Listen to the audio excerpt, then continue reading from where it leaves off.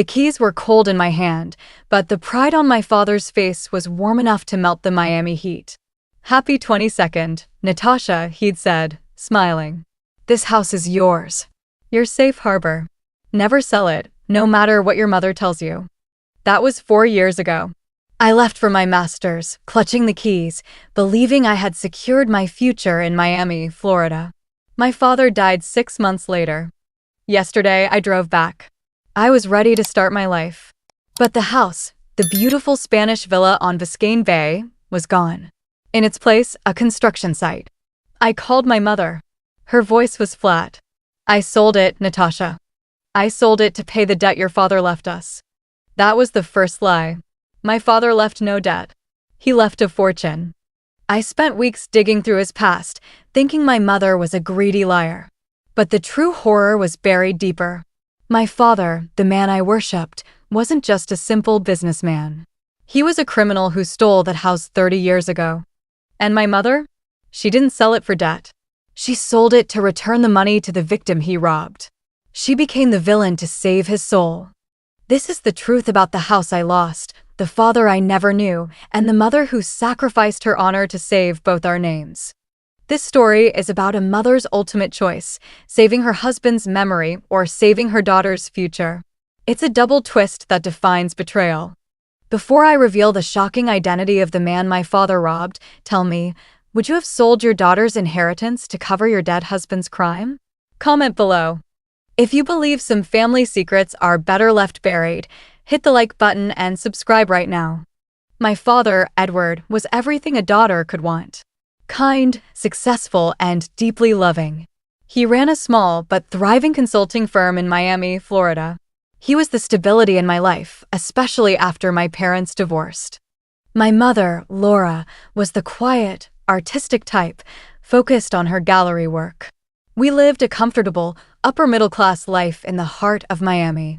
On my 22nd birthday, as I was packing to leave for graduate school, my father gave me a gift that changed everything. He handed me a single, heavy, antique brass key.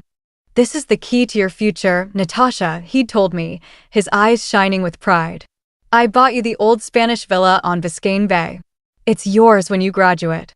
It's your safe harbor. Never sell it, no matter what your mother tells you." The weight of that key was immense. It wasn't just a house, it was financial freedom in the wildly expensive Miami real estate market. My father died suddenly 6 months later. The grief was paralyzing, but the promise of that villa was a small, steady light in the darkness. I continued my studies, focused on completing my degree so I could return to Miami and claim the home my father left me. For years later, I returned to Miami, Florida. I graduated top of my class, ready to start my life. My first stop was the villa.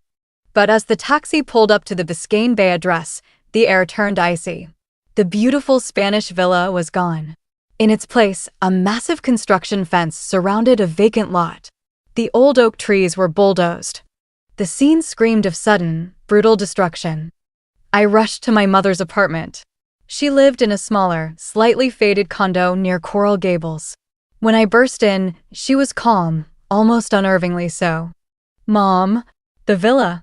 It's gone. What happened?" I demanded, holding up the useless brass key. She didn't meet my gaze. "I sold it, Natasha. I had to. Your father, he left us in debt. Massive, secret debt we knew nothing about. The sale paid off the creditors. It was the only way to save us from financial ruin in Miami." Her words were like blows.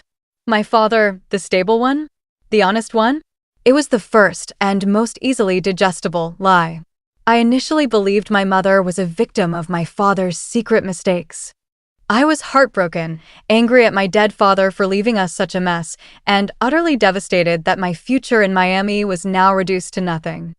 I couldn't let it go. My father, Edward, was meticulous. He never left a bill unpaid.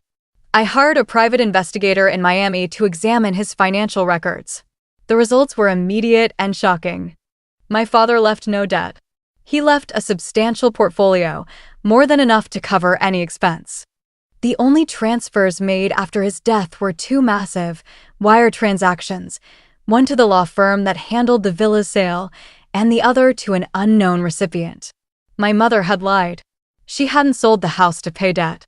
She sold it for her own unknown reasons. I confronted Laura. There was no debt, Mom. The money from the sale went to a mysterious account. Who did you pay? What did you do with my inheritance? Her calm facade finally cracked.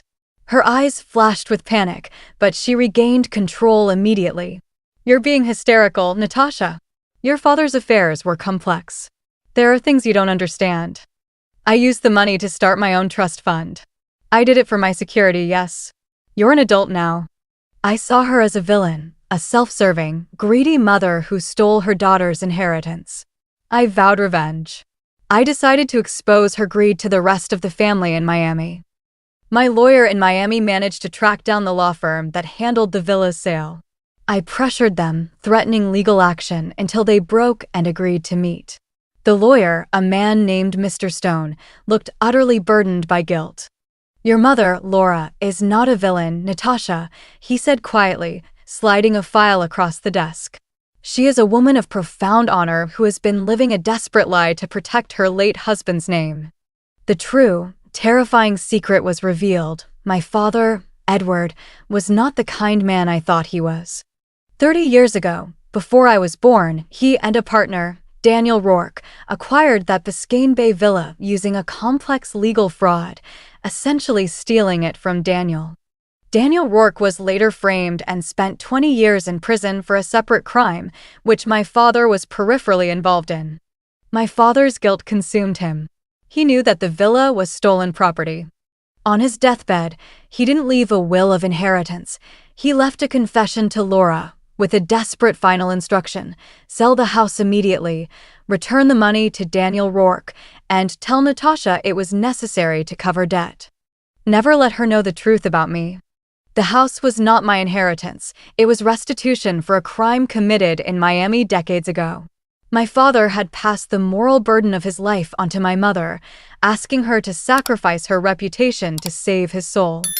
I looked at the documents, the forged land deeds, the testimony of a dying man, and the name of the victim, Daniel Rourke. I realized my mother hadn't been selfish. She had been acting with a brutal, protective love for my father's memory. She chose to be the greedy villain in my eyes, rather than let me know my father was a thief who built his life on a crime in Miami. The final emotional blow came when I found Laura. She wasn't at her condo. She was volunteering at a community center in a less affluent part of Miami. I walked up to her. I know, Mom. I know about the house. And Daniel Rourke. She closed her eyes, tears finally streaming down her face. I'm sorry, Natasha. I had to protect your love for him. He was dying, and he couldn't face the thought of you knowing the truth about the villa. I took the shame so you wouldn't have to carry his guilt. I looked at the simple, kind woman who had endured my anger for months. She hadn't stolen my future. She had protected my past. The money she sent to the unknown recipient was the final restitution to Daniel Rourke, who was now rebuilding his life in Miami after prison. The moral dilemma was agonizing. I lost my inheritance, but I gained the brutal truth. I understood that my father's final gift wasn't the villa key. It was the chance for his soul to find peace. And my mother's final gift was the sacrifice of her own reputation to preserve my innocence. I chose to honor them both. I used my own savings to buy a small apartment in Miami. I never regretted the loss of the villa because it was tainted money. I found Daniel Rourke. He was a quiet, reformed man. I apologized for my father's actions.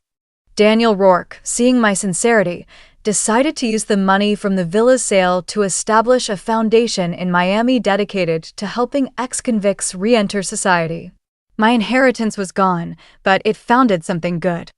I realized the true lesson of Miami. The most valuable things in life are not the properties you own, but the truth and integrity you possess. My mother and I repaired our bond, built now on the painful, shared truth of the past. My mother, Laura, taught me that love sometimes requires choosing the role of the villain to protect someone else's honor. My father, Edward, taught me that even the deepest regret cannot escape the necessity of restitution. I lost a villa, but I gained a profound understanding of the complex, often messy, truth of family love. The beautiful skyline of Miami no longer symbolizes greed to me. It symbolizes the difficult path toward moral redemption.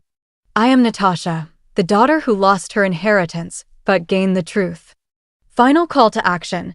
If you think Laura made the right choice by protecting her husband's memory, like this video. If you believe Natasha should have kept the truth buried, comment below. Subscribe for more stories of shocking family secrets.